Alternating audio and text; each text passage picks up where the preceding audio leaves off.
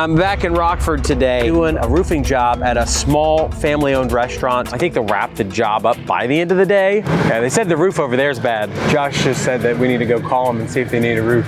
Oh, I should go over there and ask. Might as well see if by chance they need a roof. It's gonna be kind of a crapshoot because it's a multi-tenant facility. Josh that's up there, he said he knew the guy that owned it and that he was the one that dealt with vehicles. They also have a truck with a ladder rack on it, so I'm wondering if they're a roofer too. Let's go see if we can make some money. They're residential roofers. I see shingle samples in there. It must be just general contracting because there's also like sink samples in there.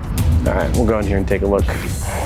One of my roofers over there, he said he knew the guy that owned this building, and he says, go over and talk to him, see if he needs a roof. Yeah. And it's just one of those things where, okay, we're filming today for my YouTube channel, so I might as well go over and chat with somebody and see if I can sell a roof. Since I'm here and I see that you wrap vehicles, we're talking about getting the Foreman wrapped vehicles because I'm tired of my competitors driving around in nicer trucks and they're driving billboards. Yeah. So you estimate the cost of our wraps about 77 cents per 1,000 impressions. That's a little bit older information. Yeah. Yeah, I mean, it definitely is more bang for your buck. Got a card, you can leave it here and I can leave it with my rent check. Yeah, absolutely. I'll figure out which one is the construction company. Just slipped. Oh, okay, so it is the one over here. Not competitive at all. My business card says CEO. I hate that because it's one of those things where everybody that says they're CEO, they don't really do anything. They're usually selling products on the internet. I have a company that we could talk to for wrapping. And now we're gonna go take a look at those laundromats again, which I'm excited about. So I've been waiting for this moment. There's a lady selling tamales over here out of the trunk of her car. I have heard so much about the quality of the tamales here in Rockford being specifically sold out of a car. And we're here at the city dump, which makes it even better. They smell so good.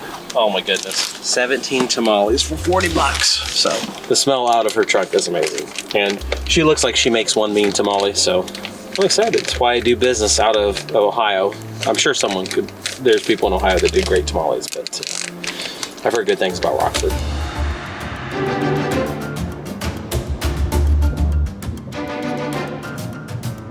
So we're back here at this laundromat. I got business cards this time. So I talked to the lady, see if her boss had said anything. See what happens. I don't know, I might get kicked out. He just told me, he said, tell you guys you cannot video in here without talking to him. Okay, that's fine. So on the downside, they don't want me recording, but on the top side, they do want to talk to me about potentially selling. I don't know. Maybe something will come of it. Maybe he just wants to yell at me. I don't know. I've been kicked out of a laundromat before because of not so much the filming thing, but they knew who I was on YouTube. Ideally, I find a laundromat somewhere here in Rockford for sale, and this one's a gorgeous location, phenomenal traffic. It has all of the things that I would want in a laundromat. Any laundromat that I could get here would be a great deal. Now that I'm a legitimate roofer with real business cards, I'm coming back here to this laundromat because it just sold 6 months ago. There's still a lot wrong with it, as you would have seen in the first episode in the construction series. But the lady that was here, all of her cousins and immediate family are roofers. It'd be nice to bring on a crew of maybe 1 foreman, 5 guys that are all skilled at what they do.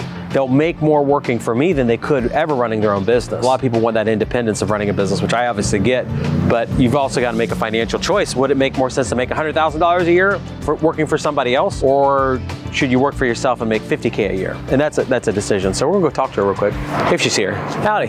There's a lady that I met here last time I was at the laundromat. Yeah, she was working here. You the owner or? Manager. Manager, okay.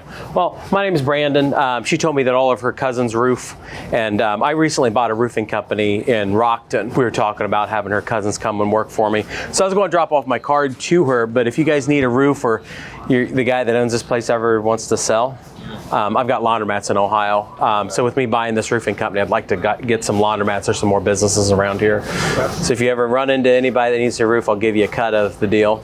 Yeah, my guy's looking at $1 million roof tomorrow. So can imagine getting a little bit of a percentage off of $1 million roof. You can make some money on the side.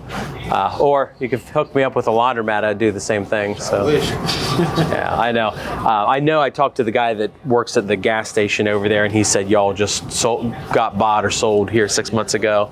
Yeah, I noticed there were a lot of a lot of machines that were down. So yeah, I don't trying to get it back right.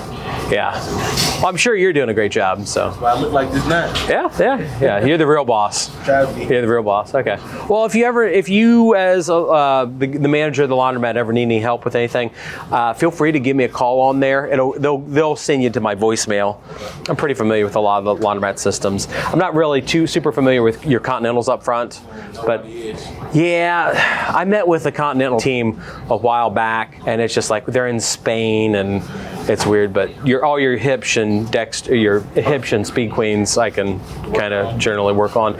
Yeah, I mean, really, I've got guys that do all the work for me, but we had a whole system of going to Rockford, back in Ohio. But I'll tell you what I did was we started going to the little trade schools in Ohio, which you guys have a lot around here, and we found guys that were in industrial maintenance school, specifically went after the teachers, because the school was paying them $20 an hour to teach. It's like, hey, you want to come work for me for $45 an hour, just part-time? And they were fine with it compared to your Hipsch guy probably charges the same amount of money mine does in Ohio. It's like $150 an hour by the time he shows up, which you never make money at a laundromat paying someone $150 an hour. Well, I mean, you're worth $150 an hour. Yeah, you are. Thanks, take care. There's less machines down today than there was last time. You know, for every machine you have down, you lose twice the amount of money because your customers are upset about you. With my car wash in Asheville being down for a week, yeah, we lost $1,500 in lost income that could be coming from my car wash. But the reality is I probably lost 5 customers to Moo Moo or whatever chain car wash, and it'll take me 1.5 to 2 years to get that person back. If they come in, they do 1 car wash a month, 5 customers, that's $50 a month minimum I lost. Over the next 2 years, it's $1,000. So you want to try to avoid having your machines down, and that's just a hard issue that you deal with. Now we're going to go back and work some more at the office. Holding down the fort, Miss Paula? Holding it down, holding it down. How's it going, Mr. Curtis? You have a lot of fans now. So I got a question, Mr. Curtis. I had a lot of people ask me this. Why did you sell me your roofing company? Because I've been doing it long enough. It's just time for me to enjoy life. I've made enough money. I can't take none of it with me. You can't take any of it with you? That's right. And I'm a true believer. See, people don't understand it. I've made what the Lord has blessed me to be. I made enough. It's time. It's time to enjoy a little life before He called me home. It's over. Wow. It's been tremendous, you hear me? And it can just continue. But when is enough enough? That's what my wife keeps saying. So she don't understand the relationships that I enjoy. You know, I enjoy doing what I'm doing, and the people enjoy me. But I understand what she's saying. She's been saying it for years. She's been wanting me to retire forever. So it's time. I'm 64. Oh. It's time. I've been doing it for 43 years. So yeah, that's awesome. So why'd you sell it to me? Why?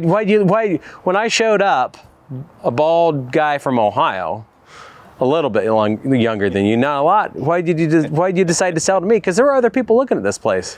Yeah, it was. But it seemed like you guys had the same outlook. You know, you're gonna keep it the same. The guys, my family, the guys, I didn't want them to be shook. You know, I want them to be like I want it to be a lateral move. You know, so the guys don't get shook up, nothing get changed so much. And that was the closest one. You met with a lot of different people thinking the same. You know, family, you're tight, you know, small, and you wanted to try roofing, so it seemed like it was a good fit. I just hope that it do the same for you guys as it did for us. I mean, I think so. I think we're going to end up the year pretty good. I think we're going to hit what Lance and I's goal were when we came on board. It's not as fast as he's hoping, but still going pretty good, I think. So that's the key. It takes time. You know what I mean? It takes time. And to me, and I guess I've been doing it a long time. I love my job and my guys. It's the families. They have to eat. About me, the guys got to eat, you know. And I'm going to eat if they eat, so I got to make sure they eat. And that's why I think everybody is important, large or small. No one jumps to the front of the line because this contract is here. It don't mean anything to me. It's the first come, first serve. Unless somebody got a real bad issue, and then I'll call somebody, ask, can I juggle things around, you know. I don't know. I don't have greed on my mind. You see what I'm saying? That might, I don't know. You guys have to remember. It have nothing to do with greed. It just seemed like keeping it real. People understand I want to give them the most for the least, and they're important. That's key right there. That's I want to awesome. give them the most for the least, and that's what I shop to do. And it's totally been awesome to me. You know what I'm saying? Ain't nothing special, but the people love me because I love them, and they feel that. Oh yeah, absolutely. They feel that. Yeah, I've seen the voicemails that you get, people wanting to go to church with you and figure out where you are so they can come meet up with you again. It's been awesome. I can't say you really have. And it's a absolutely. lot of folks ask me why you say your business, why you say your business. Well, I'm old enough, and they don't understand. If I try to explain them to them where I am in my life spiritually, they wouldn't understand it. So they have to see everybody is different. Yeah. We have done well. It's time to do something different. We're going to just enjoy life. Well, I'm sure God's going to bless you in your next phase because you've certainly put all the hard work in at this point. Keeping Him first. That's the bottom line. Yep. That is the bottom line. I was a hootling for years. I was 34 years old when I met the Lord, and it changed my world. That's awesome. Changed my world. I know it has because we've talked about your stories of you growing up and how hard everything was before you had come to Christ. All my life. I do appreciate you selling the roofing company to me compared to all those other guys that were wanting There to. was a lot of different folks. You guys scared me like that at first. You know, I don't understand what you was doing at first, but it's coming around. Good. I'm glad you're sharing our vision, or you're not too put off by what we're trying to do. What you're trying to do? I can see the vision. Hope it works. I hope so too. I truly hope it works. I'm putting enough prayer into it. It better work. You don't always answer the way we want it, but you know your answers. Oh, I know. Good seeing you once again, Curtis. Thank you, sir. Thanks for selling me your roofing company too. Thank you. You're welcome very much. Thank you for buying it. Yeah. I hope it served you like it served us. You know. My goal at some point in the near future is so that your kids can tell their friends at school that, you know, your dad's not just a roofer, but their dad's a roofer on YouTube. So Yeah, that would be cool. yeah, I mean, the thing is, though, from my perspective, you guys do hard work, and it's good work. And it's also one of those things that people just don't think about. No one thinks about a leaky roof when there's no leak, but when everything's pouring water on them, then suddenly they're concerned. Yeah, it is a whole nother world up there. You go up on a big building and no one ever sees it. It's a whole nother environment up there. So we've got the restaurant, the little family restaurant, done today, which is good. The team's getting ready to head to downtown Chicago tomorrow. We're trying to get the materials in to get the job started tomorrow. If it's humanly possible, it probably isn't. It's been a good week so far with getting the restaurant done. We've won 2 major construction jobs this week. My team is actually headed down south the first part of next week to go look at a 1 million square foot logistics facility, which would just be insane money if we can book that job. We're finally getting in this rut now with the roofing company of selling nice roofs, which has been a struggle up until this point because it was just disaster after disaster before we started filming for YouTube. We had the sales team steal or take over $50,000 from me and the business. We paid them all this money for construction jobs. They didn't provide a single one. We started selling them internally. We started selling them like hotcakes to an extent. I wanted to meet my fans and subscribers, so I post on social media that we're going to meet up here at the Prairie Street Brewing Company.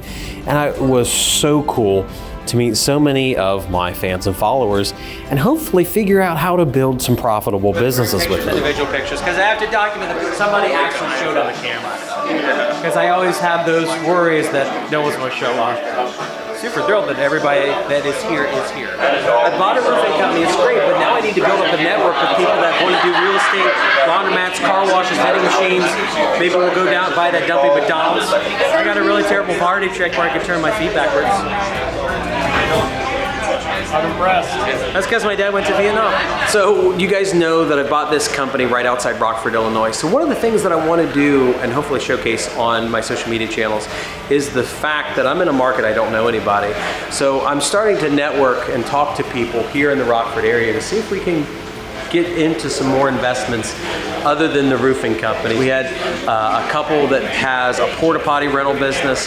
I've talked to people that have their own banks. They have their own lending associations, just some really cool people here. If you go out and make those relationships, stuff can happen. If you really want to do something with yourself in your life, you just have to get out there and do it. Hopefully you'll like the video, subscribe, you have a comment, you want to connect or whatever, post something down below in the comments section. Thank you guys so much.